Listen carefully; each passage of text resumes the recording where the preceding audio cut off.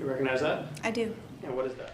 That was some more testimony from earlier on in the Adam Matos case. That defendant in Florida faces 4 first-degree murder charges related to the deaths of his former girlfriend, who is also the mother of his child, her parents, and also her new love interest. Live testimony in that case will pick up on Monday after the Veterans Day holiday. We'll take a break from reviewing that testimony now to talk about another case that's making the news regarding United Airlines. This is a case of a flight attendant who's suing over shoes of all things. Attorney William Kickham is from Boston. He's joining us now on the phone to discuss the case. Bill, it's good to see you back here on LawNewz. Good to be with you again, Aaron. How are you doing? I'm doing well. So here's the case. We've got this flight attendant. Her name is Edie Hall. She's 60 years old. She's been flying with United for 32 years. And ultimately, this case goes all the way back to 2004 in some respect. She started complaining of foot trouble, and a doctor said, why don't you wear a specific brand of shoe, a specific brand of clogs, okay?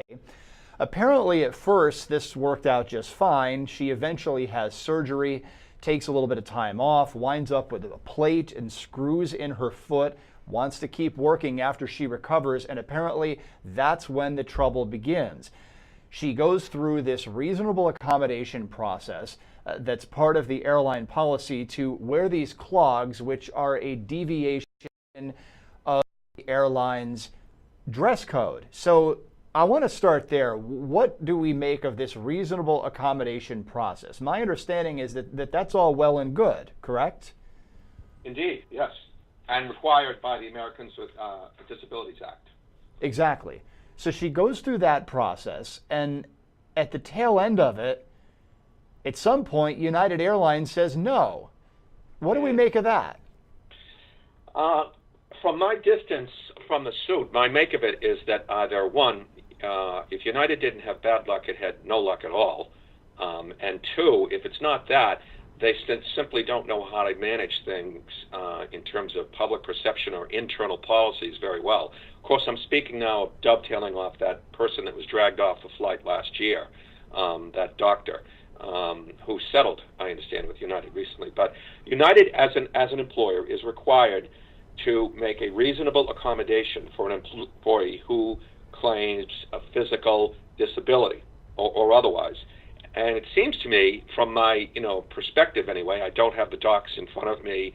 I don't have the suit completely available to me. But it seems as though she undertook that process as required, and there was an initial granting of that accommodation by United, but then they seem to have withdrawn it for some reason, and it isn't clear to me why. United is claiming that there's no basis for this suit, but one has to suspect that there has to be something going on behind the scenes here. Yeah, part of me wonders what's going on here, and we could sit here and speculate as to what that is. Is it some kind of organizational issue? Is it just miscommunication? We're not quite sure yet what that is. I don't want to ascribe any nefarious attributes to United, but look, one would think that if this has been a valued employee for 32 years, if she says, look, my doctor wants me to wear these shoes, if I were traveling on United, I would want someone who's my flight attendant, who's presumably, by all accounts, good at her job, to have this accommodation.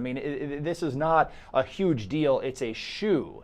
Okay. I know. If you what make strikes me, and I'm sure strikes you, so remarkable about this matter is, I've seen photos of the shoes that she wants to wear, that she did wear, that she requested be accommodated under the Americans with Disabilities Act. These are not some wild-looking or strangely constructed shoes that would cause a passenger to look at her and say, "What is that? What is she wearing there?" That looks pretty weird to me. They're not out of the ordinary. They're black. They, blend in with the uniform. I can't see that they would cause a safety problem, either in flight or otherwise.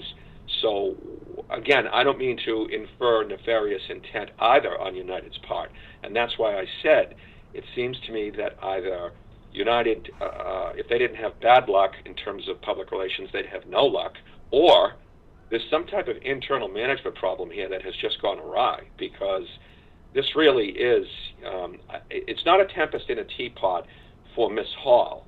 But it seems to me, on the grand scheme of things, certainly for her it's very important, and it should be, but why United is waging war over this is unclear to me. Exactly. Okay, so look, I mean, I don't have a problem with a company saying that someone needs to go through a reasonable accommodation policy. And here's the thing. She went through it gladly, from what I understand, according to her attorney. But the back and forth, they approve, then they rescind, then they approve, that back and forth, it's like, look, what changed here? You know, what's going on? That's concerning. You know, it's like yo-yo, it sounds like, or a tennis game. You know, it's down, it's up, it's left, it's right. It's yes, it's no. It's we will, it's we won't. I mean, that to me, Aaron, is very confusing about, you know, she commenced the process to request a reasonable accommodation for shoes. It was granted and then revoked. And then granted, it seems, and then revoked. And then back and forth. And that's the somewhat, if you will, schizoid nature of this that is very confusing.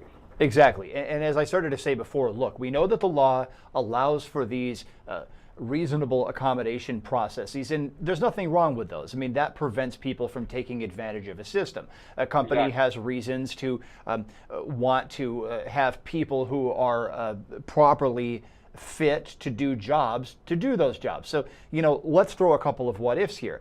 What if someone who is a flight attendant said, well, I want to be able to wear crutches and still be a flight attendant? Well, I could see in that example, and again, this is hypothetical, an airline saying, no, that's not a reasonable accommodation, because what if there's turbulence? What if you need to assist passengers in exiting a plane? That could pose an operational issue. But simply a type of shoe, I just can't believe that I'm hearing that this has been debated so fiercely, apparently, with these grantings and rescindings of the accommodation process. It does strike, you know, from our mutual distances, because we don't have our hands in the suit, and I don't know if you have the docs in front of you, Aaron, but I don't.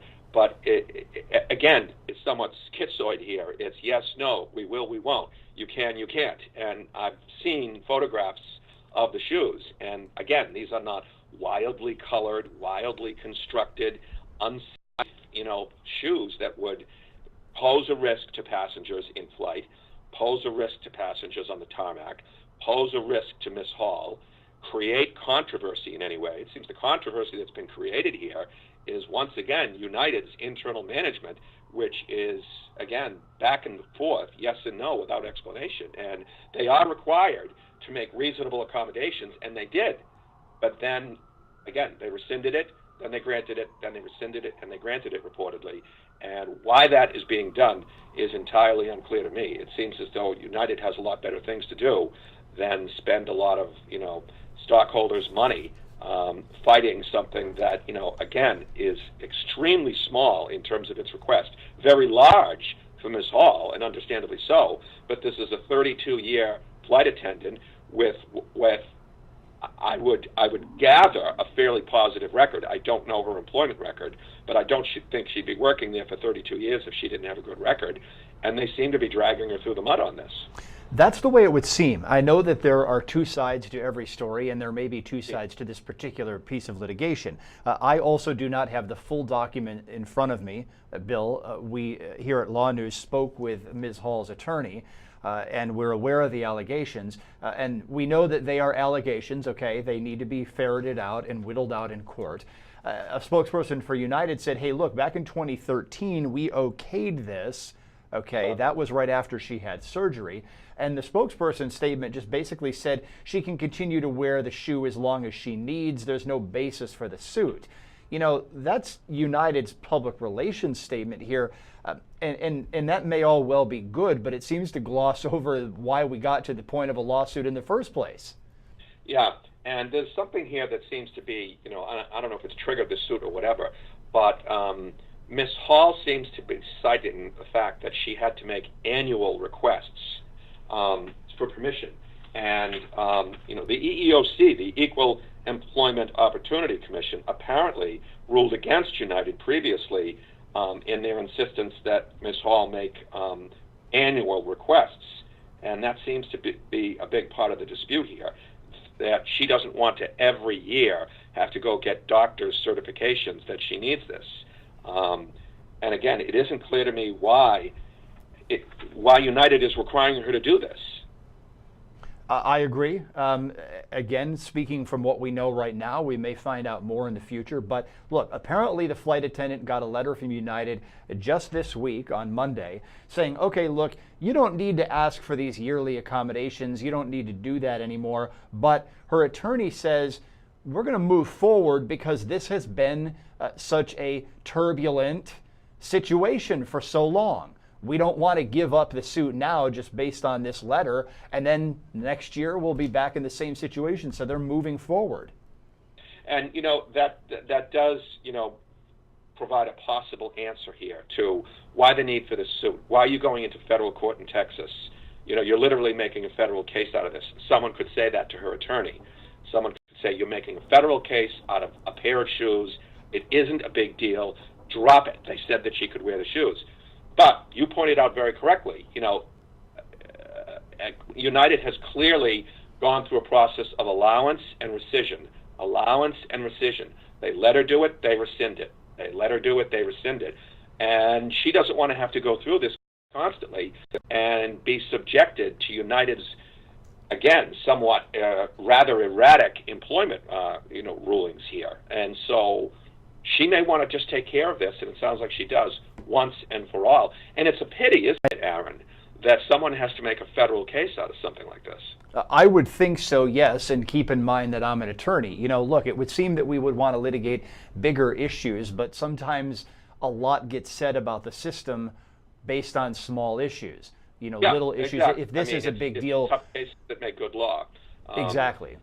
And that is true. And cases like this may seem small to the outside observer, to a non-attorney, but they provide important rulings for guidance in employment matters that affect a great number of people. And while this may be a pair of shoes, those shoes may walk many miles when it comes to making important decisions, in this case, that are going to affect many other people. Well, let's broaden this discussion out just a little bit in the few minutes we have left, Bill.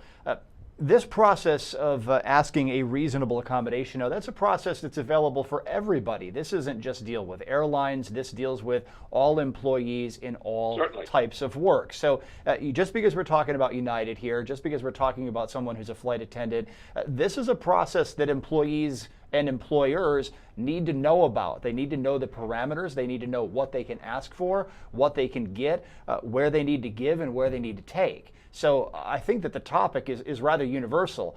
In this case, it might seem like we're making a lot out of a left and a right shoe, but the process is a well-settled one, and it's an important one. Yes, what you talked about process, and that's very key here. I mean, the reason why this is so important is it's not a pair of shoes. That's not why this is important. This is about concept and process. And the concept of employers and employees going through a reasonable accommodation process to allow an employee to continue to do his or her job is a very important concept and a very important process. And it's touched on third rails on other completely unrelated areas, such as those who use medical marijuana. I mean, there have been some cases where employers came back and said that's not a reasonable accommodation for us to allow you. There was one case that someone was taking medical marijuana, and he took it at home at night to sleep, and there was drug testing in his workplace. Well, they found cannabis in the blood test, and they ruled, you've violated our workplace policies. And he filed a reasonable accommodation request, and I believe it was granted. So this concept is very important and very wide-ranging, and it's applicable to a wide variety of medical issues, and indeed emotional and psychological issues. Those also fall under the process for reasonable accommodations. Exactly. Well, Bill Kickham, attorney in Boston, I appreciate you coming on to talk about this issue because, as we said, it's an important one. It will ripple out. Okay. Good to see you again, Bill. We'll catch up with you rather next time. Take care, Aaron. Okay. Bye now.